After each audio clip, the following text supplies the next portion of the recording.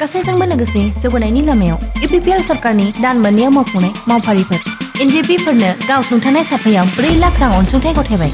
फै जों बयबो खौसेयै बिटिआर हालामाव गोजोन खौसेथि आरो जौगानायनि थाखाय इउपिपिएल हानजानो ट्रेक्टरनि सावगारियाव गावबा गावनि बेसेन गोसा भटखौ होनानै देरहासार होबावदिनि।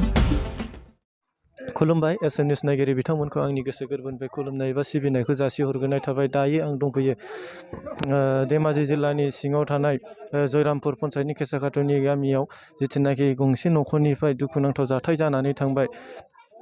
जिथुनाखि हिन्जाव माहारि एबा बिमा माहारि गोमानानै दं।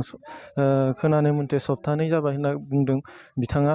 दा बिथांनि जिथुनाखि गथ'फोर 4 उन्दै उन्दै गथ'फोरा ओंखाम ओंख्रि संना जानानै स्कुलाव थांनो गोनां जादों आरो हौवाया बिथांनि हिन्जावनि हौवाया जिथुनाखि दिन हाजिरा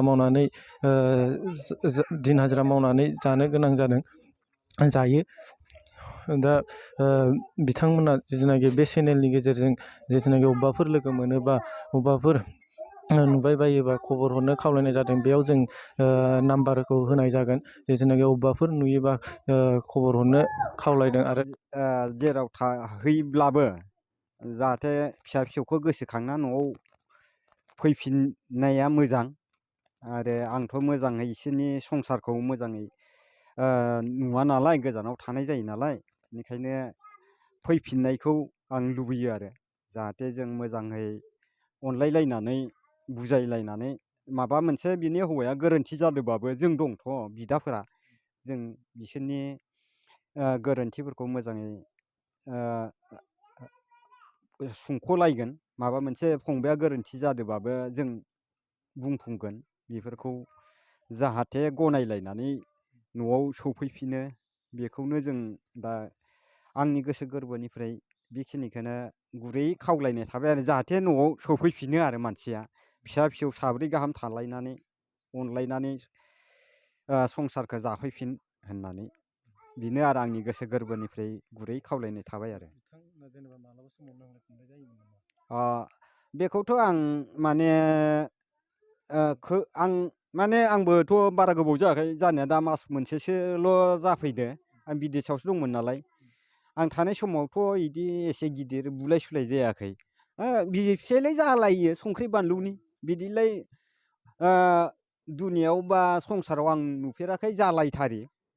गासैबो संसाराव थायो, बेफोरखौ गावजों गाव ब्रेक हमलायनांगोन आरो बेफोरलाय थाखालायो आरो आंनि गोसोनि साननाय बायदिबा। आरो बेफोरखौ जुदि सहायनो हायाबा बिमा माहारि होननानै बा जोंथ' हिनजावफोरखौनो बैखौबो बिमा बा बिसिबाबोथ' बिमा बिदि होननानैसो जों संसारखौ सलायो नालाय, बेनिखायनो बेफोरखौ सहायलायनांगौ आरो बिदि सानो आरो आंनि गोसो गोरबोजों। दुखु सुखुआ हदाय थाबाय थायो मानसिनाव, बिखौ सानो आरो। बेनिखायनो आंनि गोसो गोरबोजों गुरैयै खावलायनाय थाबाय आरो जेरावखि थाया जोंनो सोरबा बबावबा जोंनि माबा सिनायथि मोननायफोरा जोंनि फन नाम्बारजों कन्टेक्ट खालामलायनानै जोंनो फोरमायबा मोजां जागोन आरो बिदि आरो। दा बिथांमोना फैफिनजानोखौ लुबैदों होनदों। दा बे बिबाजैनाव जों माखासे बाथ्रा मिन्थिनानै लानि। गासैजोंबो लोगोसे जौगानायनि लामायाव इउपिपिएल सरकारनि दान मोननैयाव मावफुंनाय मावफारिफोर बिटिआरनि फरायसालिफोरखौ सरकारि खालामनायजों लोगोसे गासै सा 2160 फोरोंगिरिनो थिसनलाय होनाय।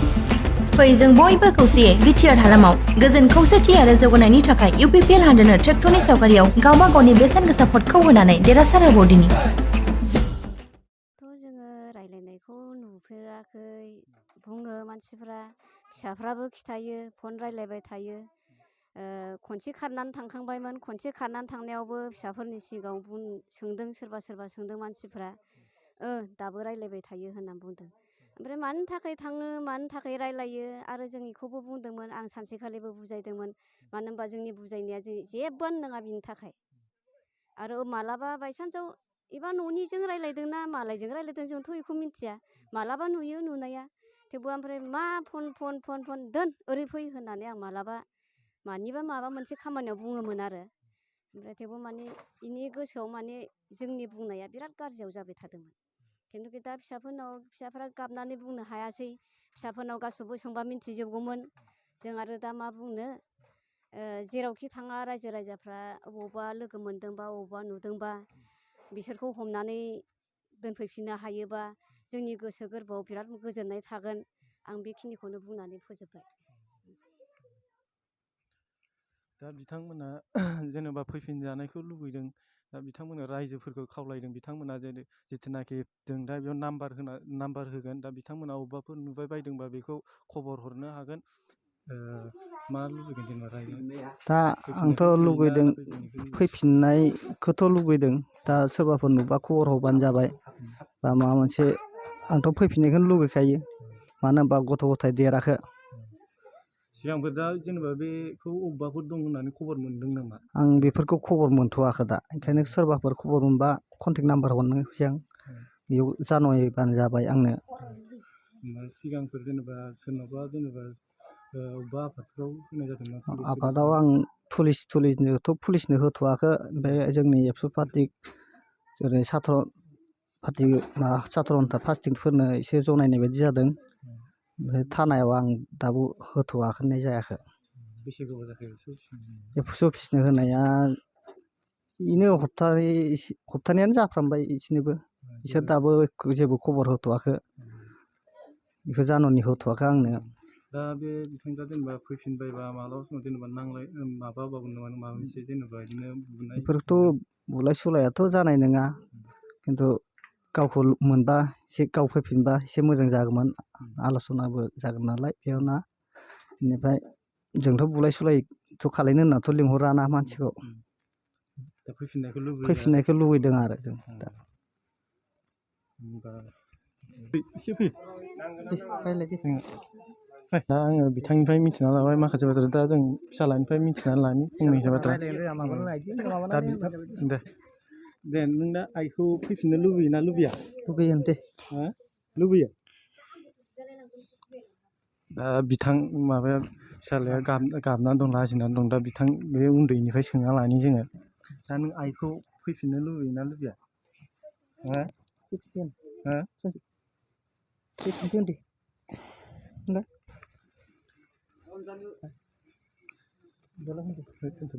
दा जों बिथांफोरनिफ्राय फिसालाफोरनिफ्राय जों मिथिना लानो मोनासै। दा जों बे बिथां जेनेबा बिसायनि बिदानिफ्राय जों माखासे बाथ्रा मिथिना लानि। माने आंथ' माने सानफ्रोमबो बिसोरजों लोगोसे थाफानो मोना नालाय, गावबा गाव न'खर जाबाय जेला। बेनिफ्राय बिथांमोन मा जालायदो मा मालायदो, जेन'बा आंनि बेवाइफ्रा खारबाय जेला, खारबाय होनना आं खोनादो आरो। खोनानानै दा मिन्थिनानै आंबो दुखु मोनदों। जाहाथे आंनि गोसोआव सानो आरो बिसोर जेराव थाहैब्लाबो जाहाथे फिसा फिसौखौ गोसोखांना न'आव फैफिननाया मोजां। आरो आंथ' मोजाङै बिसोरनि संसारखौ मोजाङै नुवा नालाय, गोजानाव थानाय जायो नालाय। बेनिखायनो फैफिननायखौ आं लुबैयो आरो। जाहाथे जों मोजाङै अनलायलायनानै बुजायलायनानै, माबा मोनसे बिनि हौवाया गोरोन्थि जादोंबाबो जों दंथ' बिदाफोरा, जों बिसोरनि गोरोन्थिफोरखौ मोजाङै सुंख'लायगोन। माबा मोनसे फंबाया गोरोन्थि जादोंबाबो जों बुंफुंगोन। बेफोरखौ जाहाथे गनायलायनानै न'आव सफैफिनो, बेखौनो जों दा आंनि गोसो गोरबोनिफ्राय बेखिनिखौनो गुरै खावलायनाय थाबाय आरो। जाहाथे न'आव सफैफिनो आरो मानसिया, फिसा फिसौ साब्रै गाहाम थालायनानै अनलायनानै संसारखौ जाफैफिन होननानै। बेनो आरो आंनि गोसो गोरबोनिफ्राय गुरै खावलायनाय थाबाय आरो। बेखौथ' आं माने आंबोथ' बारा गोबाव जायाखै जानाया, दा मास मोनसेसोल' जाफैदो। आं बिदेशआवसो दंमोन नालाय। आं थानाय समावथ' बिदि एसे गिदिर बुलाय सुलाय जायाखै। बिसि फिसायलाय जालायो संख्रि बानलुनि, बिदिलाय दुनियाव बा संसाराव आं नुफेराखै जालायथारि। गासैबो संसाराव थायो, बेफोरखौ गावजों गाव ब्रेक हमलायनांगोन आरो। बेफोरलाय थाखालायो आरो आंनि गोसोनि साननाय बायदिबा आरो। बेफोरखौ जुदि सहायनो हायाबा बिमा माहारि होननानै, बा जोंथ' हिनजावफोरखौनो बैखौबो बिमा बा बिसिबाबोथ' बिमा बिदि होननानैसो जों संसारखौ सलायो नालाय बिनिखायनो बेफोरखौ सहायलायनांगौ आरो बिदि सानो आरो आंनि गोसो गोरबोजों दुखु सुखुआ हदाय थाबाय थायो मानसिनाव बिखौ सानो आरो बेनिखायनो आंनि गोसो गोरबोजों गुरैयै खावलायनो थाबाय आरो जेरावखि थाया जोंनो सोरबा बबावबा जोंनि माबा सिनायथि मोननायफोरा जोंनि फन नाम्बारजों कन्टेक्ट खालामलायनानै जोंनो फोरमायबा मोजां जागोन आरो मोना जेनेबा फैफिनजानायखौ लुबैदों दा बिथांमोना रायजोफोरखौ खावलायदों बिथांमोना जिथुनाखि जों दा बेयाव नाम्बार होगोन दा बिथांमोना अबेबाफोर नुबाय बायदोंबा बेखौ खबर हरनो हागोन जाहाथे बिथांमोना फिसा साब्रै दं दा फिसा साब्रैफ्रा जोबोद दुखु खस्थ'जों ओंखाम संना जानो गोनां जादों दा बिथांमोना अबेबाफोर बिसोरखौ नुदोंबा कन्टेक्ट खालामनानै दैथायफोर गासैजोंबो लोगोसे जौगानायनि लामायाव UPPL सरकारनि दान मोननैयाव मावफुंनाय मावफारिफोर बिटिआरनि फरायसालिफोरखौ सरकारि खालामनायजों लोगोसे गासै सा 2160 फोरोंगिरिनो थिसनलाइ होनाय फै जों बयबो खौसेयै बिटिआर हालामाव गोजोन खौसेथि आरो जौगानायनि थाखाय UPPL हानजानो ट्रेक्टरनि सावगारियाव गावबा गावनि बेसेन गोसा भटखौ होनानै देरहासार होबावदिनि